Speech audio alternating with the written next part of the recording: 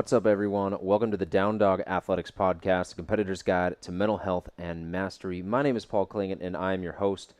Got a really fun podcast for you guys today, one that I know you guys are going to love, really excited for. But first, just want to go over a few housekeeping items. If you haven't yet, be sure to sign up for the newsletter. It's where I round up all of the different content that I do, from podcasts to videos on YouTube to blogs and any other educational content around training, around yoga, around nutrition, around mental health, all the different things that I'm passionate about and things that I help clients with.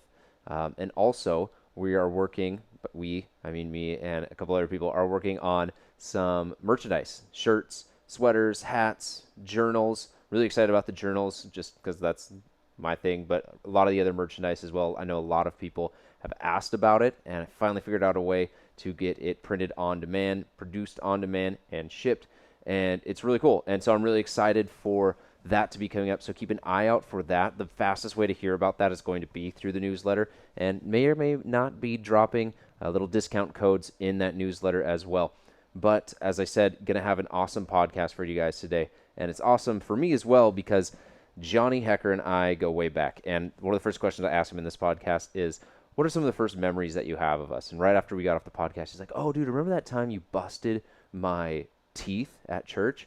And so for a little background on the story, we grew up from ages probably like 2 through high school hanging out all the time, and we'd go to church together. Our families went to the same church, and he's much bigger than me. If you see the photos, he's 6-7 inches taller than me, and this probably would have been in our teens.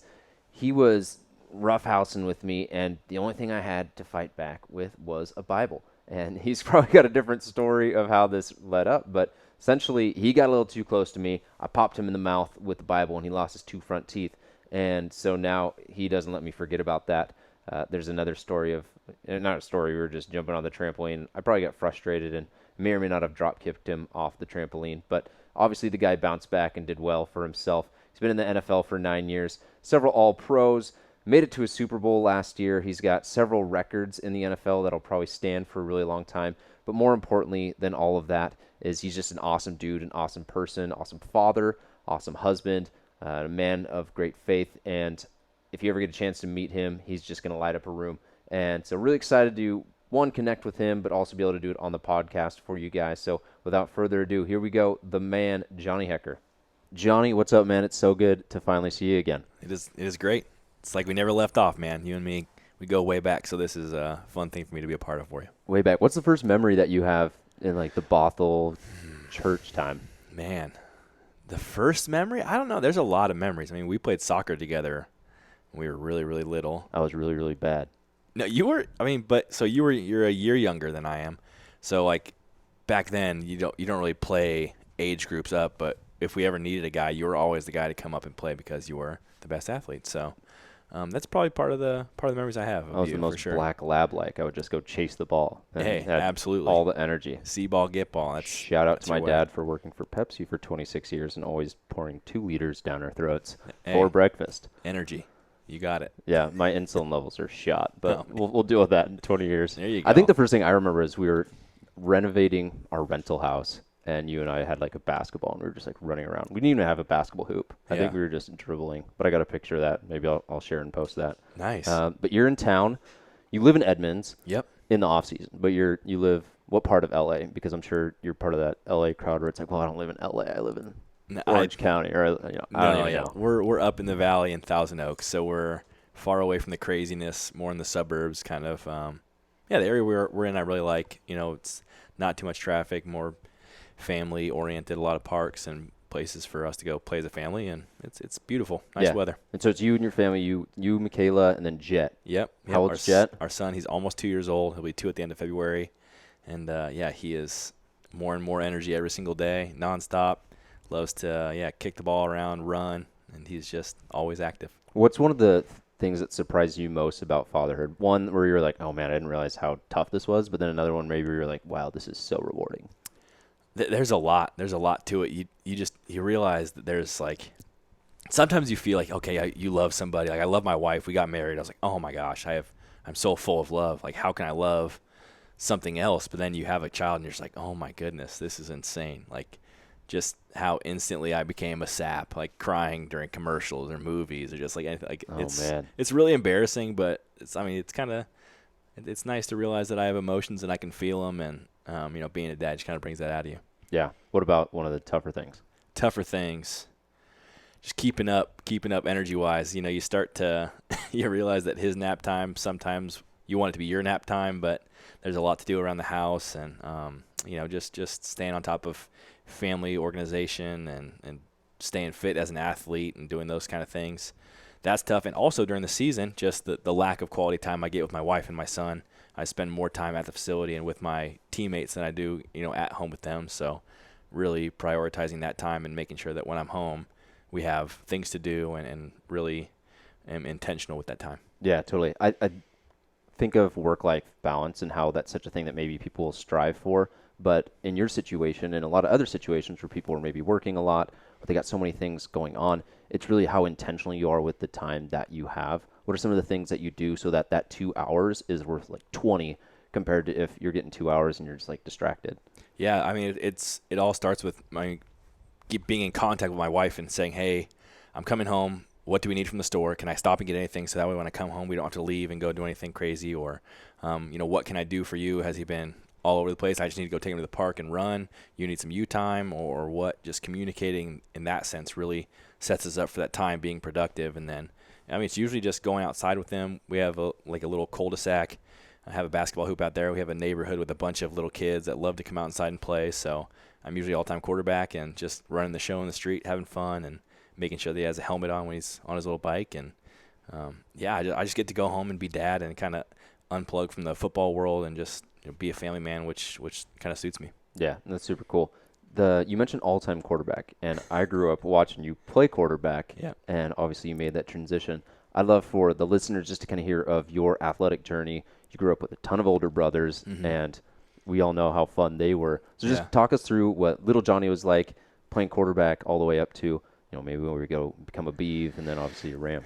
Yeah, it's a long journey for sure, but you were a big part of it when I was younger, just as far as playing church league soccer that didn't keep score. We prayed with each other after the games and stuff. I always tell people about that. They asked about my soccer career leading into kind of kicking and how that attributed to my success. And so I started playing soccer, played basketball at a young age, and then my parents had a rule that you couldn't play football until you were, I forget what the age, I think in 7th grade or 8th grade. My parents let me play in 5th because I just bugged them enough for it. But that's kind of the benefit of being the youngest. I have 4 older brothers, so 5 boys in a house. They all kind of wear the parents down. I've seen that with my youngest brother. They're like, fine. The other ones survive. You will too. Yeah. You as a parent, you pick and choose what battles to fight, and the youngest one, you realize that there aren't many you're willing to deal with anymore. So, I got to play football early. So kind of soccer and football are in the same season, so I had to nix soccer. Started playing football and basketball, and stayed with basketball through my whole high school career. Really loved that, and had an opportunity. I played quarterback. For my second year, I played football all the way through high school, and then kicked and punted kind of just because I was a soccer guy. I knew how to kick a football. We had tryouts during Pee Wee football, and I was one of the better ones. So I just every year just was the kicker and punter, and didn't really have to do tryouts or anything. It was kind of just I was the guy, and got to high school, kicked and punted, played quarterback. I kicked and punted varsity my junior and senior year, and just played quarterback my senior year. I only started at quarterback my senior year, but kicked and punted the whole time, and really had some interest to play quarterback at some other smaller schools. I had my sights set on playing in the Pac-10 at the time, now the Pac-12. I drove by Husky Stadium, would always tell my dad, oh man, I want to play there, and had the aspirations to get there. And so it was a deal where Oregon State kind of had talked to me through the process of being a quarterback, signed another guy in the class. And so I didn't have any D1 offers. I had a quick one from a Southern Utah school, got pulled because they had another guy transfer in. But, it was just a situation where the stars kind of aligned for me. I felt like, I could go play at Western Washington or Central or Eastern, but, I want to give it a go and try and play some big-time football. So sent out my highlight tape to all these schools. And I got a call back from Oregon State's special teams coach. I'm like, hey, what's this guy calling? He's like, maybe he's the area recruiter for the Seattle area. He's like, hey, I saw your tape, and I think you could punt for us. I was like, wow, this is kind of an unexpected turn, but Totally. it was great. So I said, yeah, I'll come. I thinking in the back of my mind, yeah, okay, I'll go punt to earn a scholarship, and then, they'll see me throw a ball. And I'm like, oh, Johnny, you can play quarterback. Come on, man, you can do it. And kind of always had that vision in the back of my mind. But I got there and quickly realized, hey, there's 6 quarterbacks on scholarship, 0 punters. I'm gonna need to kind of put all my eggs in this basket if I want to be good. And so the summer before I went to college, went down to Alabama. There was a kicking coach I got referred to. Worked out with him for about a month, and then kind of just reported and got it on. So the rest is history, but it's a crazy winding road. But no, I can't look back and say anything was on accident for sure. Yeah, 100%. The identity switch that you had to make, though, as a quarterback to a punter, that's got to be really tough. How did you go about doing that and being able to let go of your ego at the time to do something that's not as glorious? Yeah. Obviously, it all works out. Yeah. But how's that process? Yeah, and I think, it kind of helped me in the long run because I had leadership skills, being a quarterback at a big school where my coach had me doing a lot of stuff leadership-wise in high school, kind of helped me be able to, be a hard worker in the weight room, be vocal, just do things leading by example and realize that, hey, I don't need to be the quarterback to be a leader. I can still be a leader being a punter and can still have, people look to what I do for leadership or for an example. And so I kind of always had that in the back of my mind. If I'm going to be a punter, I can still be a good leader and a punter, and I can just do my best every single day to improve and get better and just do things the way I knew how. I had great coaching, great people around me that, instilled in me a sense of, you don't have to be the star or anyone to do the right thing. You can just show up, work hard, do the things that don't take any talent, and things just kind of work out for you. So there were definitely times in my career where I missed it. I missed being on the field and throwing touchdowns and kind of being that spark for a team. But I still realized that what I was doing was important, had value, and I still envision myself as a big part of the team anyways. Yeah, I think an interesting way that I'll look at things is we look for circumstances or situations and think that's what our goal is, but in reality it's a feeling. So for you, you had that feeling of, oh, I want to play in a giant stadium. You drive by Husky Stadium all the time. It's like, I want to play there. And we have our idea of how our goals are supposed to go. Yeah. But as long as we get that feeling or we get there, it might look a little bit different, but just being okay with it not being the exact path that you want it to go. Yeah, absolutely. And it's, just have that goal, have that vision. And, of course, when I was growing up, I envisioned myself playing quarterback for the Huskies, being there, leading the team to Rose Bowls. And, here I am, the punter at Oregon State University, a university I didn't really know existed when I was younger. I knew it existed, of course, but wasn't really on my radar. It was the Cougs and the Huskies were my world. But, it's wild, but still got that itch scratched for sure. Yeah, at least you didn't know where Corvallis was. I still don't know if I do. That is very true. I know. You give people a map map of Oregon, they have no idea. Yeah. You brought up another good point about the ability to lead, and you don't have to be in X position to be a leader. How important has that been, even where you're at now? Like, you'll go and do the coin toss, or you'll be someone that people really look up to. I think people have this notion that they have to be, the shortstop or the pitcher or the quarterback or the point guard. But it's like, no, you can lead from the edge of the bench, and it's really how you go about doing your job that inspires people to do their job the right way. Yeah. Yeah, and it's not – being a leader doesn't – having that position doesn't automatically make you a leader either. So let's say you're the shortstop or the CEO or the, point guard or whatever you say. It doesn't make you a leader. You have to have that kind of within you, kind of that intrinsic motivation to say, okay, I'm going to control what I can control. And then you kind of just let your actions speak for you. If you're going to be a vocal leader, you need to have those verbal skills. But a lot of leadership is just, taking care of the things you can control, and then also serving. I mean, that's another thing that kind of comes through my faith background is, Jesus. I see him as one of the best leaders of all time. Look at him, millions still follow him today. He's been dead for thousands of years. And, he was just a servant. And that's, one thing that you learn a lot is servant leadership really helps a lot of people rally around you. And they want to follow what you're doing because you've helped them, and especially doing it with like a selfless heart. I'm not doing this for you because you can give me something back, but, I'm doing it because I think it's right. Yeah, without expectation. How much has your faith played a role throughout your career and just having belief in yourself or focus or whatever it is that gives you strength when you feel like you really can't.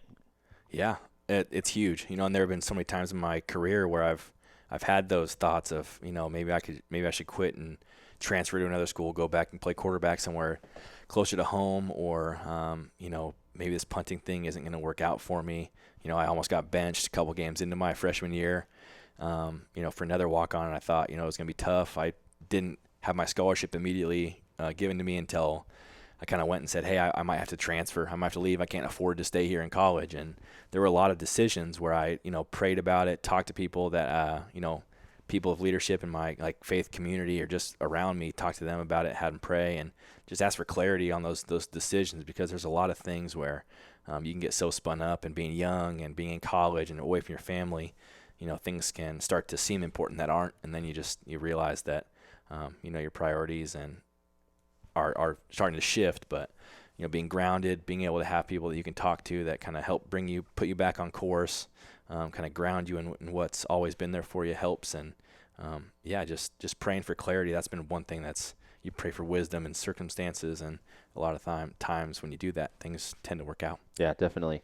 You mentioned going to Alabama and working with a kicking coach. I've always been curious, what is that like? Yeah. Because the amount of flexibility and mobility and control that you have from a lower body perspective, is it just a ton of kicking? Is it a ton of dropping the ball on your foot? What are you guys doing? There's a lot to it. Yeah. And it's interesting because there's a lot of people that equate, kicking and punting to golf, because it's one swing kind of over and over, and you can slightly vary depending on the club. And with the punt or kick, depending on what kind of trajectory you want, you can kick differently. But, it's just a lot of getting out there, hitting balls.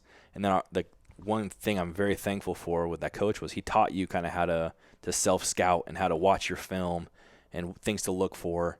And then when, let's say I hit a punt, instead of going where I wanted to, it went left, because I'm a right-footed punter. That means I dropped it inside and pulled it. So I need to know, keep the ball out and in front of my target line if I want it to go where I need it to go.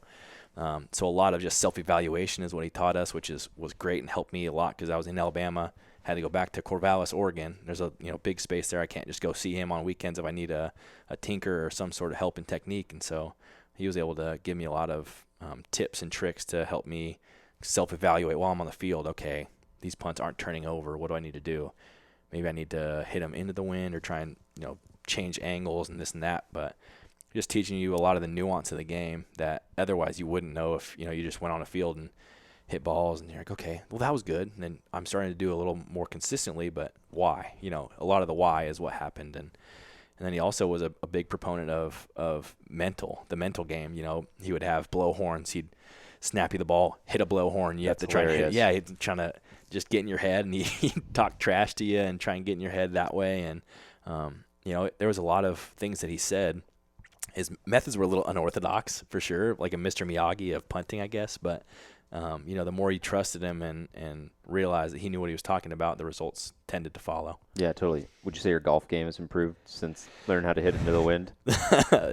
No, my golf game is still kind of trash, but I like to get out and play. Would you be able to put on different shoes if you needed a different type of punt, maybe something that went a little bit higher? Or, I'm reaching now, but right. that the clubs changed made me think of that. I don't think so. I think so. How I equate that with punting is you can change the orientation of the ball. So instead of having it kind of flat where you're going to hit a spiral, you can put the nose slightly up if you want to hit it further up, or keep it down if you want to drive it a little flatter. So yeah, and there's been highlights where I've seen of you. They'll have you on NFL Today where you're literally changing the rotation of the ball, and they're like, "This is incredible." Where it's rotating to the right to go out of bounds to the right side. Right. So that's what you're talking about? Yeah. It's all just changing the orientation of the football. Let's say you're holding a loaf of bread. Instead of it going, away from your body, you turn it completely sideways, hit it on the inside, and then you're going to hit that sidewinder, banana punt as I call it, and get totally different trajectories. Or if you're going to hit one end over end, you need to put the nose of the ball straight down, just hit through it, and then you get a kickoff style rotation. That's better for downing inside the 20 and your guys to catch. So there's a lot to it, and it just comes with years and years of experience. It's crazy to sit here and think, I'm heading into my 9th year in the NFL, I punted in 4 years in college, a couple years in high school. It's like, oh my gosh, I've been doing this for a really long time. I definitely should know what I'm doing. And, the crazy part is I still have inconsistencies and stuff in my game I need to work on. So that's the beauty of the sport is it's imperfect. There's no way to have a perfect season or a perfect game. So there's a lot of that you're chasing that kind of keeps me motivated. Yeah. Well, I think what's cool about whether it's training in the gym, continuing to train and kick footballs, or working on your mental side is it's like sweeping the floor. It's going to get dirty every single day, and you got to continue to work on it. It's not like you reach the NFL and you just lock in at that skill level and it like saves like a video game. You're like, all right, well, if it ever goes back, like at least I can go back to the point where I was like a B+ kicker. It's like, no, you'll revert all the way to like a doobie. Yeah. I don't know what other word I was thinking of, but yeah, you definitely got to stay on top of it. That's a great reminder. Because I mean, there have been off seasons where I've been very proactive and let me get on the field.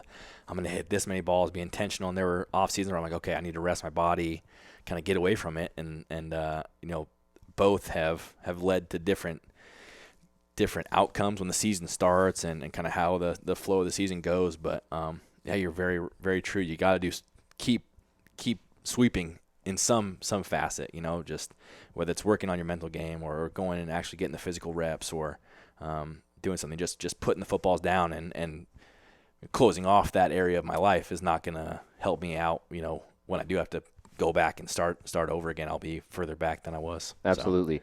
So. You've had a lot of success kicking, but there's also been times where the kicks do not go as well. Mm-hmm. And I've always found it fascinating with like a punter or a golfer. It's cool that you equate the two because there's so much time in between the execution of whatever it is that you're trying to do, and there's plenty of time to get into your head. Mm-hmm. How do you reset after you kick a 12-yard punt, or maybe after you kick something into the wind and it flies back in your face and it's on not top 10? Yeah, I've had a few not top 10 moments. My senior season alone, I had a handful of teen-yard punts. I had a punt that was -4 yards. I was rolling out to the right, hit it off the side of my foot and out of bounds, and just one of those ones where you're like, I can't believe that just happened. And it was the good thing was we were getting creamed and still got crushed by the team, but those things happen, and you're embarrassed, you're mad. I'm a hyper-competitive guy, so I get frustrated, and there's so much that I want to just hold on to and be so mad and take it out on the next punt. But carrying that with me is not going to help me at all. Trying to absolutely murder the next punt and kick it as hard as I can, my technique's going to get off, my timing's going to be wrong, and it might go worse than the punt before. So, and that's something that I learned also, is just being even keel from my high school days. My head coach, Tom Boehner, being a quarterback, he said, okay, you had a bad play, you get one clap it out, be mad, then reset, get back in the huddle and help your team on the next play. So it's one thing where, I'll hit a bad punt, one clap, anger clap, and then can really just put it behind me and do my best to go to the sideline. And sometimes you're sitting there just brooding, just so mad sitting there. But you got to do your best, and that's where teammates come into play as well. Sometimes they can come and say, "Hey, man, we got your back. Don't worry about it. You'll get the next one." And it's really good to have those kind of people around you, because if you have teammates that are jumping down your throat saying, "Just punt the dang ball," or "You suck," or anything like that, like having that positive reinforcement helps me a lot personally, and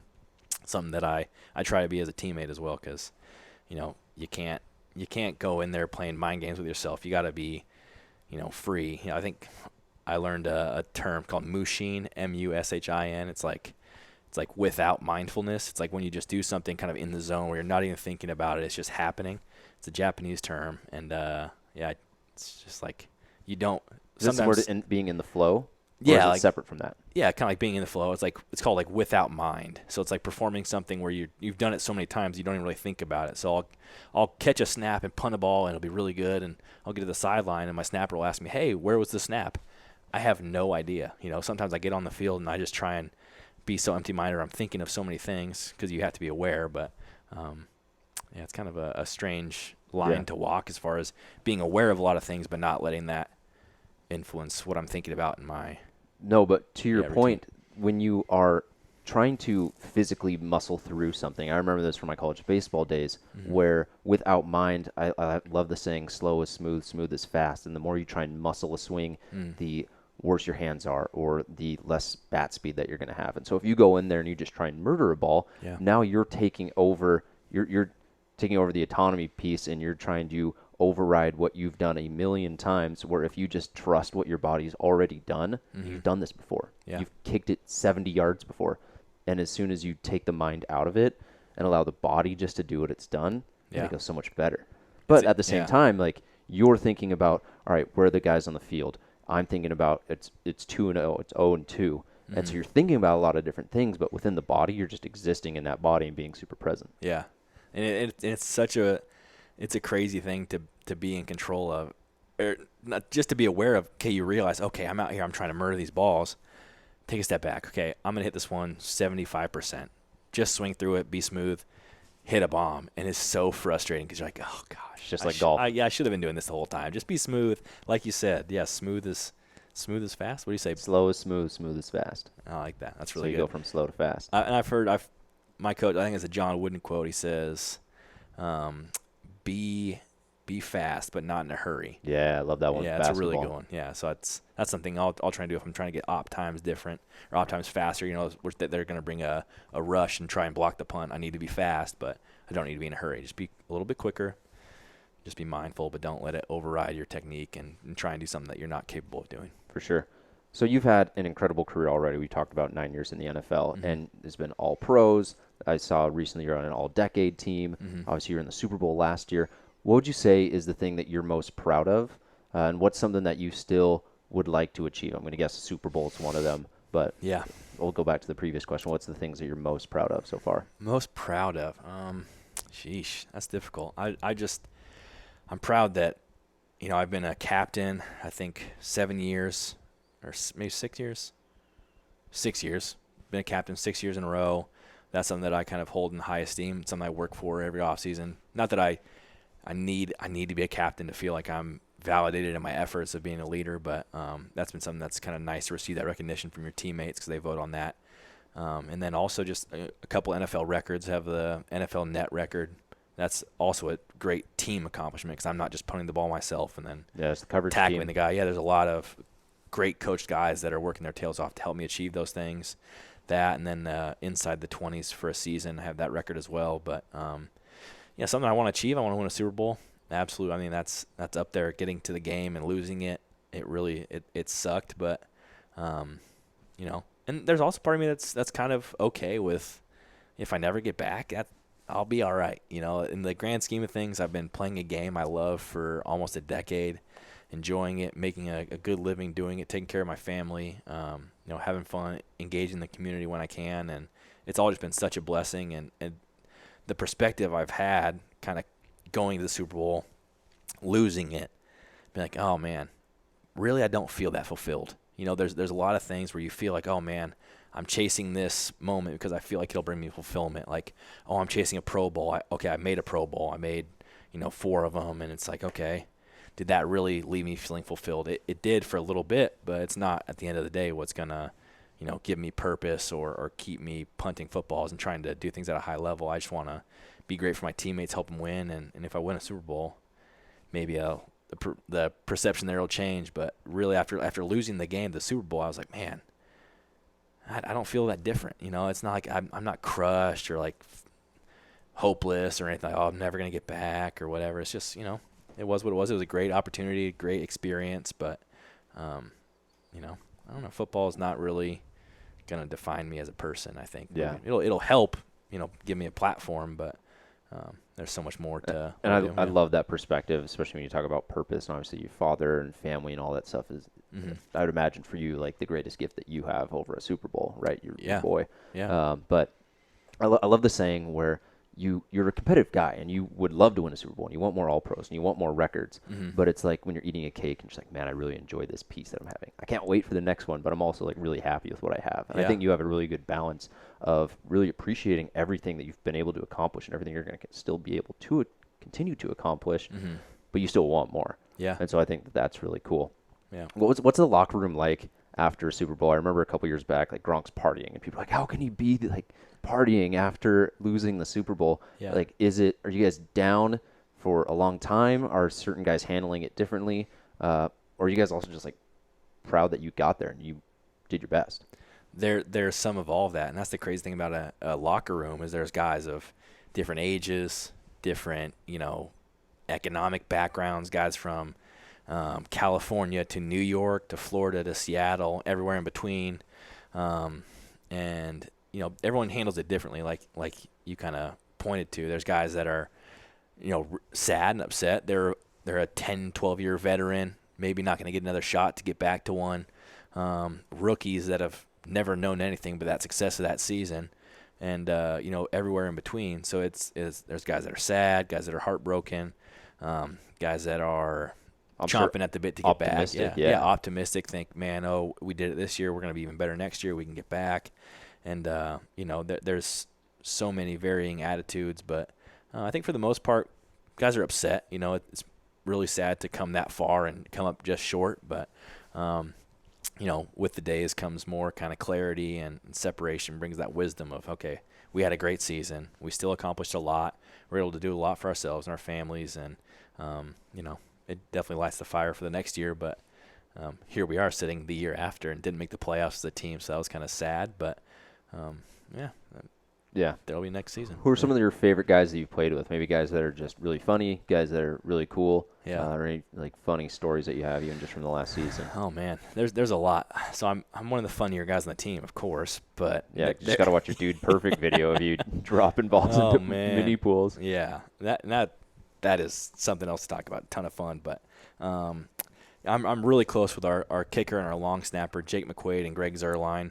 I was with them for 8 years. All of us 3 together. Next year will be 9. Greg's a free agent, so we're not sure about that piece. But, contractually, Jake and I are to be back next season. And it's just it's so fun to just be with guys that you really enjoy working with, and being a specialist. You have so much free time during the day. We don't sit in meetings for hours and watch every play from practice, every play from the game, plays from the upcoming team, scouting. And, there's a finite amount of plays we can watch, and we're not going to go punt all day and work our legs, make our legs fall off. We got to be smart with our pitch counts and everything that we're doing in that regard. But so there's a lot of downtime. So we get a lot of games in. We play Settlers of Catan at work. Oh man, sometimes, and other board games, and we just find ways to be competitive in other ways. We definitely, when we watch tape, we're very attentive. We love that part of the game and being students of the game in that way. But there come times in the day where we just need to step back and have some fun. So we play Catan, play Monopoly, play cards. Just find ways to stay loose. We'll go stretch together, do whatever. But there's a lot of those memories are the things that I'll hold dear forever. And we were actually on a trip in London a couple years ago, and I walked out of the room in the middle of a Catan game because there were some shady things going on. I didn't want to flip the board. I didn't want to do anything that drastic, but I had to get up and leave and kind of. They were playing international rules. Take 5. Yeah, I don't know what was going on. It was shady, but I'm not going to get into the nuance of that game. But I mean, that was something that I'll never forget for sure. And then Greg's NFC clinching kick last year in the Superdome. That is something that was really special, getting to have that moment for him. He's had a crazy career with injuries and setbacks and seasons where he didn't perform as well, and then really balled out that year and then made a kick to send us to the Super Bowl. So just to see that moment for him meant a lot, and to be a part of it. And it was a pretty great moment in my career as well. So that's something that I'll remember. And then just the stuff in the locker room. I mean, you've been in a locker room with baseball guys, and just being around your team, the stuff that you're doing nothing but guys are just cracking stories, telling jokes, and those are the things that I'll hold on to much more than a lot of the scores of the games or what we did, when, and where. But those moments are really, really fun. Yeah, that's cool. Recently, after the Seahawks game, Marshawn Lynch had I can't even replay the quote, but it's something along the lines of keeping track of your mentals and your chickens and your horses and everything else in between. What did he mean by that, and how would you maybe articulate it differently? I think he was talking, taking care of your body and your money. I think that's what he was alluding to, was a lot of the young guys get in the league and think, oh, okay, I see all these guys have designer bags, have really nice cars, have big houses. And those are guys that have been in the league for a long time and have made some good money, maybe playing skill positions or doing whatever. But if you're going to come in the league, unless you're a high draft pick, you're going to be playing special teams. You're going to need to earn your way onto rosters. And so he said, just take care of your money, take care of them chickens. Yeah. Do you see that a lot, where you get 8 or 9 guys drafted, and then you just got a line of Lamborghinis all pulled up? Usually not Lamborghinis, and we've been pretty lucky. I mean, a lot of the guys that drive the really nice cars are, AD, Aaron Donald's got some nice cars. Michael Brocker's has some nice cars. Todd has got nice cars. I mean, some guys just get cars from dealerships for free, which is mind-blowing to me. That's really cool. Yeah. I would love that. Any dealerships listening, please hook your boy up with a car. But, yeah, it's funny to see. And with the specialist crew, we always kind of murmur, like, oh, well, got the new Lambo truck.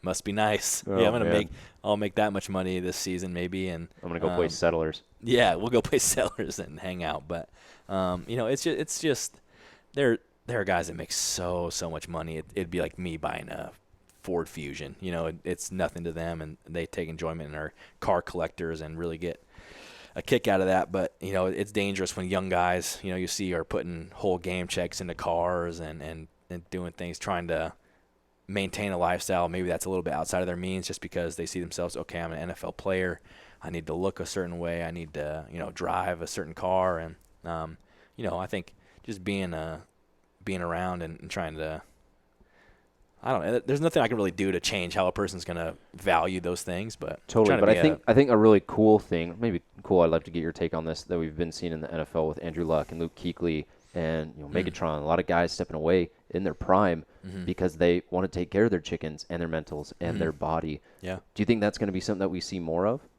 Yeah, probably. And I think, there was a few years back, there was a linebacker from the Niners that stepped away pretty early. He was just gotten like a new contract maybe a year before, and then I remember that. Retired. I forget his name. But he was really good and just stepped away from the game, said, you know what, I think I've hit my head a couple too many times. I'm going to really evaluate where I'm at, and if I want to come back, I can. But I think that's really responsible, and it's really like a conscious movement of guys saying, listen, I've gotten what I can from this league. I've gotten more than I could ever imagine, and more than I need, I guess, at the moment, or else they'd still be chasing it. But they realize that their long-term health and their long-term wellness outweighs their current potential, to gain wealth or to gain social standing or whatever they value. But I think it's really cool and really uplifting to see guys that are they're coming out and saying, hey, I'm done playing, and they're not getting bashed for it. Back in the day, a guy would walk away early and you'd be like, what are you doing? Like, how could you possibly leave this game? But now with, I think, the coverage for concussions and just overall more understanding for how hard sports and playing and competing and training year in, year out is on your body and your mind and everything else, even with mental awareness, like, Kevin Love kind of coming out and talking about his battles with depression and certain things last season. There's just so much more awareness around wellness, that people kind of celebrate those guys. People are very proud of Luke Kuechly for the stand that he's taking and for the ability that or the ownership over his future he's taking, and realizing, hey, football has been great. I owe a lot of my success here to football, but I'm going to step away and do things on my terms, which is really good. Yeah, totally. And I think ideally the fans would support it, and maybe there's more education from a fan standpoint. And it was sad seeing maybe Andrew Luck's fans boo him, but at the same time, right, you can get cut, and that's a decision that's coming from the top down. But at the same time, like, you can step away too. Like, they definitely own your contract, but it's a relationship to some degree. And so it's cool to see people. Obviously, I'd love to see guys go and break records and play 20 years and do crazy things with their bodies. Yeah. It's not my body. Right. But at the same time, cannot knock someone for taking care of themselves and their chickens. Yeah, yeah. And I mean, everyone knows the Tom Brady's, the Adam Vinatieri's, the guys that are Iron Men of the league. But there's so many guys that are on a year in, year out level, kind of just being chewed up and spit out. Not just getting hurt and getting released and now you got to take care of your own body. I mean, the NFL has some great protections for that, but there's guys that play 1 year and don't ever get a chance to play again, and they got to realize that those amount of guys greatly outweigh the guys that you're seeing that are playing years into the teens and 20-something years. It's those are the guys that really need to be taking care of the chickens, taking care of the mentals. As much as making it to the NFL is an outlier, remaining in the NFL, I feel like, is an even obviously a bigger outlier. Right. It's like pyramids. You get to the top of the pyramid, and as soon as you crescent through that top one, now you're in the very bottom, and it's less likely the higher into the pyramids that you get into. But yeah, we need a visual for that, but it makes sense in my head. You can get one, hopefully. Yeah, we'll drop one in the description maybe. But Absolutely. Yeah, it's crazy. It's such a blessing, and it's fun to be a part of the league. But everyone stops playing at some point, and like you said, it's either ownership telling you you're done and no one else picking you up, and then you're just done, or you can retire on your own terms. And to see those guys get the opportunity to retire on their own terms before they have to deal with career-ending injuries or just decline in productivity and being released because of that. There are a lot of ways to get to that retirement, but there'll be a day when I got to step away, and I would love to be able to do it on my own terms, but we'll see. We'll see when I get there. Are there any guys that you look up to now that maybe are at the tail end of their career, or maybe other punters that you're like, man, if I can have a career like that, or that guy's been a great guy, great mentor to me? Yeah. Another as far as just other punters, I like to watch Thomas Morstead and Brett Kern, and then Sam Cook, and then both the Colquitt brothers. I mean, really, I like to take bits and pieces from a lot of other punters' games and try and incorporate it into my own. But just the consistency of Thomas Morstead, he's a guy that you watch him warm up and hit balls in a game, and he looks like a jugs machine. One of those things where you just put a football and shoot it through, and it spiral right where you want it to go every time. He's incredibly consistent. And he's also a great leader off the field. He does a lot of really cool stuff charity-wise and uplifting the people around him in New Orleans, kind of a guy that I've tried to emulate a decent amount. And then there's other guys that just have a lot of skill and different things to their game that I really admire as well. So you pick and choose, kind of try and pick their brains as well. If you ever get a chance to meet with them outside of football or during an off season, talk to them and talk to them about how they're taking care of their body. Thomas is a gym rat guy, can do probably 1,000 pull-ups right now and just built like a Greek god, and I'm a little bit less so, but there are things to his game where I've picked and helped. It's helped kind of bring me to a point where I'm still functioning and doing great health-wise, and he kind of introduced me to Pilates for kind of career management and just working on my core and not trying to be a guy that's going to squat 500 pounds and really loading on my back, but just being smart and finding adaptive ways to work out and stay on top of things. Yeah, Pilates is a great one. There's one right up the hill in Queen Anne in Seattle, and it waxes me every single time. So anyone listening, don't knock Pilates until you try it. Yeah, you better try it and bring a change of clothes for sure. Yeah, and a cane to walk out because you're going to be sore the next 4 days. Yeah, it's tough. Cool, man. Well, a million things that I could talk to you about, but just 5 last random questions to give people a little bit more of your personality, if they haven't yet already. I will say, go and check out the Dude Perfect video of Johnny. It's hilarious. It's also incredibly impressive. Dude Perfect's a group of guys that do incredible trick shots on YouTube, and it's a good one. I'll link that in the show notes. But favorite TV show? Favorite TV show, The Office, without a doubt. I watch it almost every night before bed. Oh, wow. Yeah, it's great. It's so good. Dedicated. I thought you'd maybe say SpongeBob. I do like SpongeBob, but The Office has me. Favorite musical artist? Favorite musical artist? Oh, man, that is difficult. I really like Chance the Rapper. I saw him at Lollapalooza in Chicago, which is where he was from. That's incredible. Like 100,000 people. Oh, my gosh. It was very lit. That's a dream. I listen to music all over the board, so I really enjoy everything. I like also Casper Baby Pants. He does kids music. He's really good. Oh. Yeah. It's a subtle plug for Casper Baby Pants. I listen to him a lot in the car with my son. It makes sense when you got a little baby. Right, yeah. He's almost 2, so he'll ask us for baby pants every now and then. We got to give it to him, so better be something you like. So. Yep. Favorite food? Favorite food, teriyaki. Oh, I love teriyaki. Yeah, especially being in the Northwest, like you're so spoiled. Every little strip mall has its teriyaki joint or 2. Hole in the wall. And you go, I was in St. Louis for years, or in Oregon, and now in LA. It's like, where are all the teriyaki joints? What is this? Like, you don't realize that there are so many of them here until you go somewhere else, and there are none. Okay. 40-yard field goal to win the Super Bowl, or a penalty kick to win the World Cup? Oh, man. Penalty kick to win the World Cup. Absolutely. I mean, I play football. I know that football is incredible. To win the Super Bowl would be awesome. But to hit a penalty kick to win the World Cup, that is the ultimate stage, because soccer's won the most popular game in the world. And the World Cup is, World Cup final is the biggest sporting event in the world. Yeah. I wonder what the percentage breakouts of those two, like penalty kick. I don't know what the percentage of making those are versus a 40-yard field goal. I can imagine they're similar, but just the amount of pressure and lights and camera. But then the exuberance after you make it just would be through the roof. I would feel maybe more able to make the field goal than the penalty kick against the world-class goalie, but you never know. Yeah, for sure. Last one, just where's somewhere in the world or a trip that you'd love to go on with your family that's maybe down the road that you guys want to do? Yeah, I haven't done a ton of international travel, so I'd love to really just get like a little European circuit and just go around Germany, Italy, France, maybe Greece. Hekker's got to be, I'm guessing Scandinavian. You got a big red beard. You're like 6'6". Yeah, we're Dutch. Okay, yeah, Dutch. Yeah, Dutch, so Irish. So yeah, it's go pay homage to the I'd love great to get to great the grandpa. Netherlands. Yeah, for sure. Maybe hit up Amsterdam, say what's up, all the double K's up there, and the van, all the vans. See all the vans up there. So Yeah. For those who don't know, VAN is a very, very Dutch like kind of start to a last name. So Van Buren. yeah, Van Buren. Van Bo. Yeah, Van Van Dyke. Gogh. Bo isn't a thing. Van I'm sure Gogh. it is. Yeah. Van Bo could be a thing. Yeah. Yeah. You never know. Cool. Well, John, thanks so much for coming over and chatting. You got it. And catch you next time, man. Anytime. Appreciate it, Paul.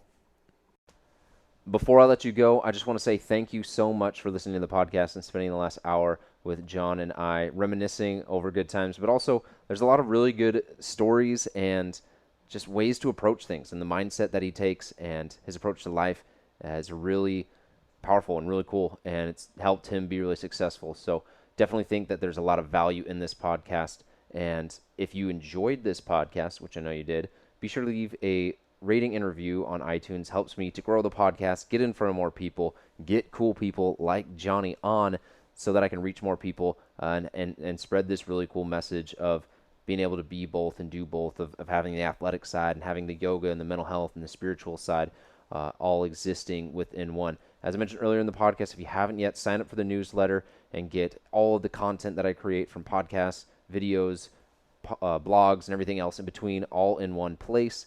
And other than that, I'll catch you next time on the Down Dog Athletics Podcast.